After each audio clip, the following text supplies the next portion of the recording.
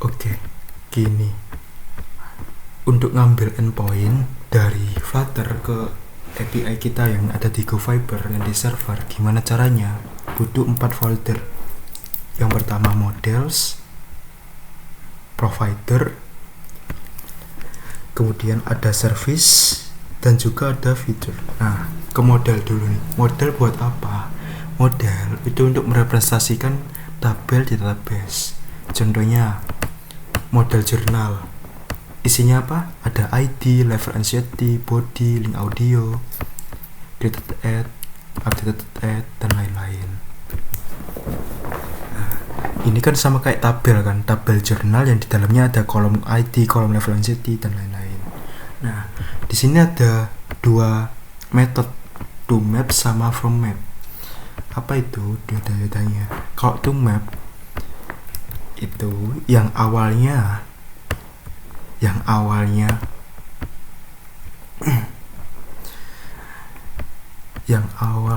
objek dari Flutter diubah ke JSON. Fungsinya apa?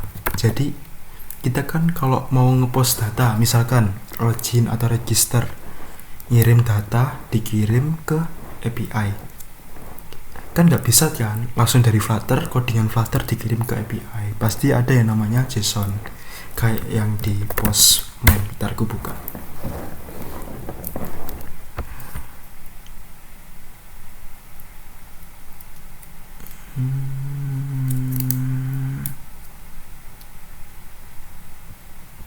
Nah, kirim datanya kan pasti berupa JSON kayak gini kan, nggak bisa kayak codingan Flutter yang dikirim ke API kayak username sama dengan md3 gitu, nggak bisa, harus pakai JSON. Nah, gimana cara ngubah JSON-nya? Pakai codingan ini. Jadi intinya ID yang di sini aku ambil contoh yang user aja deh biar enak. Nah, contohnya username itu diambil dari data user di kolom username. Kemudian email diambil dari kolom email. Password diambil dari model user password. Token sebaliknya gitu. Nah, tadi ada to JSON, sekarang from JSON. Jadi gini, data kalau di URL kan pasti bentuknya JSON. Kalau misalkan dapat data, contoh gini, nah struktur foldernya ini kan JSON. Nah, gimana caranya ngubah JSON ini jadi sebuah data di Flutter? Misalkan ini kan returnnya data, ada ID, D2, username, email. Nah, gimana cara biar kita bisa kayak gini, user sama dengan new. Ini contoh kalau di Java ya, biar lebih enak aja. New user, misalkan gini. Terus habis user titik username bisa dipakai kayak gini. Biasanya kan Java kayak gini. Nah, gimana implementasinya? Data JSON-nya ini diubah menjadi data yang bisa dipakai di Flutter kayak gini. Jadi username diambil dari JSON kolom username. Email kelas apa? Objek sih? Atribut email yang ada dalam sebuah kelas user diambil dari JSON email datanya. Jadi nanti email ini isinya marceldua7@gmail.com. Username isinya m23 gitu. Model udah, habis itu kita butuh 4 berarti yang kedua fitur ini kayak biasa lah, apa patch-nya, buat nyimpan patch-nya. UI kalau kata orang, sizing. Nah, yang ketiga kita butuh service. Ada nih yang udah dibuat Sony service-nya. Nah, gak usah bingung dulu ini apa maksudnya. Jadi gini, misal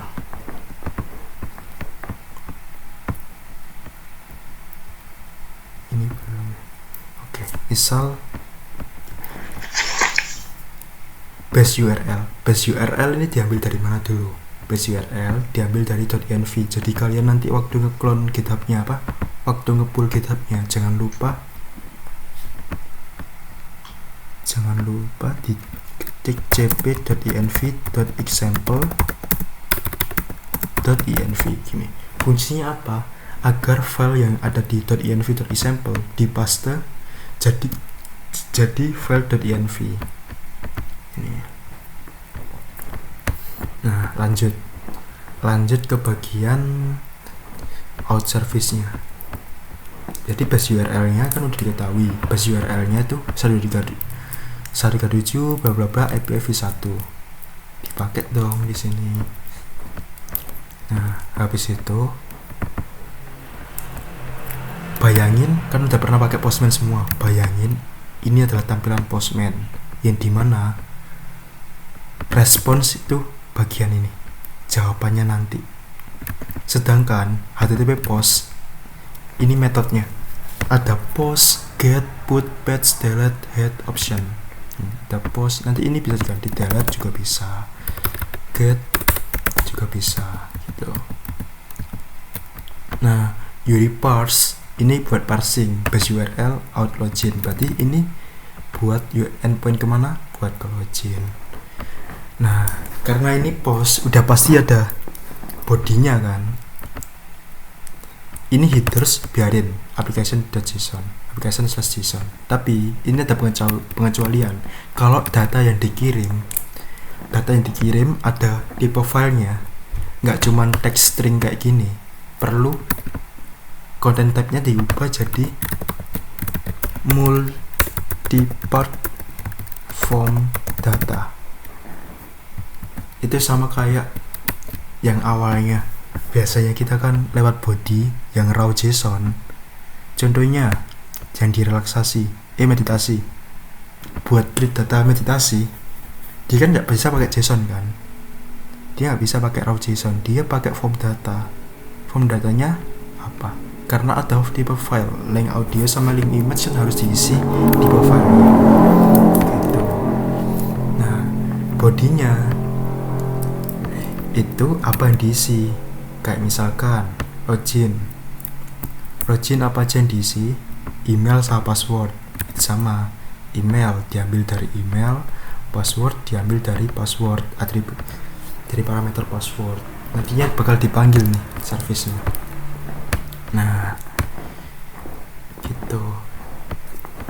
Respon sekarang ketika dia ngepost URL out login dengan header content type application.json. Nanti jangan lupa ya, header ada satu lagi kalau udah yang login authorization itu diambil dari local storage get item token. Nah, jangan lupa ini diambil dari sini nanti. Tapi ini harus diginikan. Set tes. Nah, gitu. Contohnya buat otorisasi nanti kan kita pasti butuh otorisasi. Oke, ini karena kita masih belum butuh otorisasi. Kalau yang di login karena belum login, kita hapus dulu. Habis itu ada response. Nah, kalau kalian lihat misalkan dia login terus tuh ada statusnya kan 200 oke. Nah, ketika status code-nya 200, apa yang terjadi? Kalian mau ngapain nih kalau status code-nya 200? Kalau Sony, kasusnya Sony, ketika status code-nya 200, dia nyimpen tokennya di local storage. Nah, kalau kalian misal, kalau status code-nya 200, berarti ada muncul contoh message-nya, berhasil disimpan atau berhasil diperbarui, dan lain sebagainya. Terus di-returnin datanya, yang sudah diperbarui itu apa. Gitu. Kalau gagal, misalkan nge-throw error, login failed, gitu. Nah, yang ketiga ada yang namanya provider. Nah, provider, apalagi nih provider? Sebelumnya kalau mau buat provider itu di main scaffold di app wrapper-nya harus tambahin change notify provider, di create provider apa nih. Nanti kalian pasti bikin provider. Nah, fungsinya provider apa? Contohnya gini, provider itu biar bisa tahu kalau ada suatu perubahan di halaman itu. Kasih contoh ya, misalkan ini contoh yang nggak punya provider. Kita contoh WhatsApp.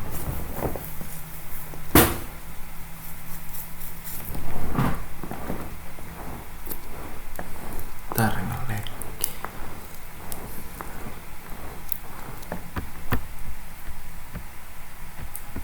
Enggak ngoding ini.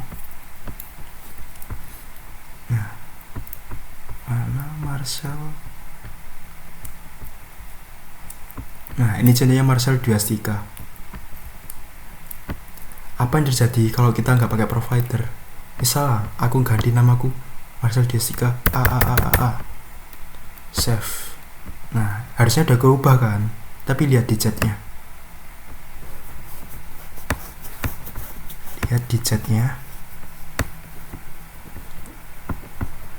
Nah, dia masih belum ubah Marcel Dwi-Astika.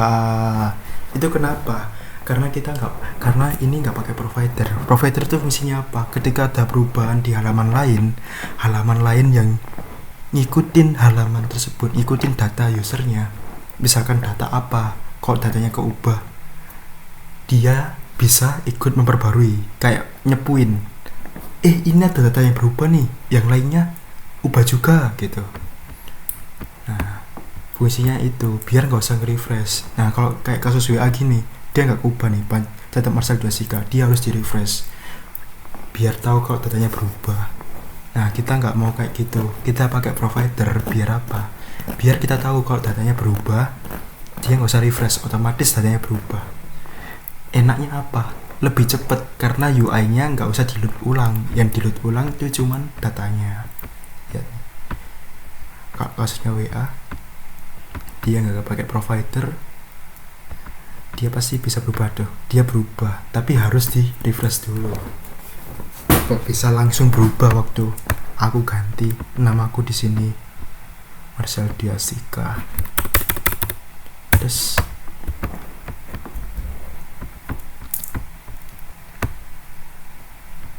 langsung berubah. Itulah fungsinya provider. Nah, gimana cara pakai providernya? Tadi kan kita udah bikin service yang namanya login nih. Contohnya, aku bikin suatu variabel namanya out service yang dia tuh mengimplementasikan class out service. Jadi ini semacam bikin objek out service. Nah, ini kita bikin usernya. Habis itu kita buat fungsi login lagi yang parameternya email sama password contohnya. Nah, kita try user out service titik login. Nah, login dari mana? Dari yang kita buat sebelumnya. Ingat yang ini, login. Nah, itu manggil dari situ. Dari out service dipanggil login. Kan ingat, out service dia ketika login dia mengembalikan apa? Mengembalikan objek user. Nah, saat mengembalikan objek user disimpanlah sama si provider di variabel namanya user underscore itu kalau di Flutter itu semacam private variable gitu. Nah, terus gimana cara kerjanya? Gimana biar halaman lain tahu, nggak kayak WA gini. Kalau kita ngubah profile, si chatnya juga ikut langsung berubah tanpa harus nge-refresh. Ada yang namanya notify listener. Jadi tiap ada data yang berubah di notify listener. Contohnya, ini aku bikin web. Sudah ada di sini. Dia kayak gitu. Apa yang terjadi kalau nggak dikasih notify listener? Gini contohnya. Jelas, habis login dia nggak tahu kalau misalkan datanya berubah. Atau kalau misalkan ini aku bikin suatu service yang namanya update profile.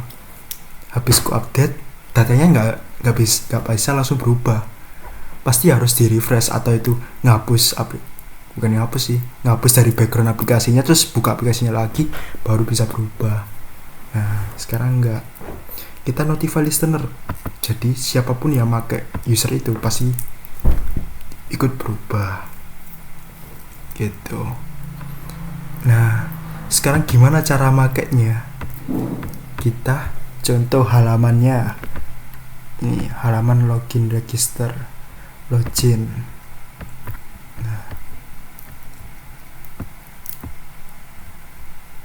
kita bikin final out, ini terserah, variabel terserah yang mengimplementasikan out provider. Ini provider, kamu semua silahkan.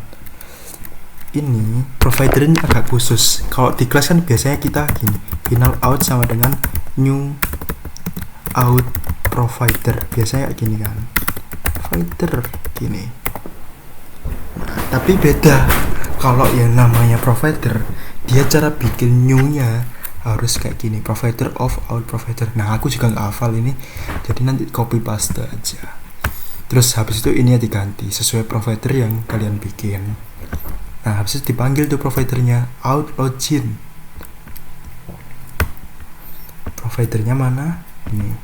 Nah kalau kalian tahu gimana cara dapat email sama passwordnya biar bisa dimasukin ke service, itu pakai data dari user. Loginnya dari provider dipanggil dengan menerima data dari user, email control text, password control text. Ini text input, ini aku yakin text inputan dari user. Nah gitu. Ketika berhasil dia ngapain, ubah ke main scaffold root. Ketika gagal dia ngapain, gitu sih. Jadi sistem kerjanya tuh kayak kalian kalau diimplementasikan di dunia nyata, bayangkan apa ya contohnya ya,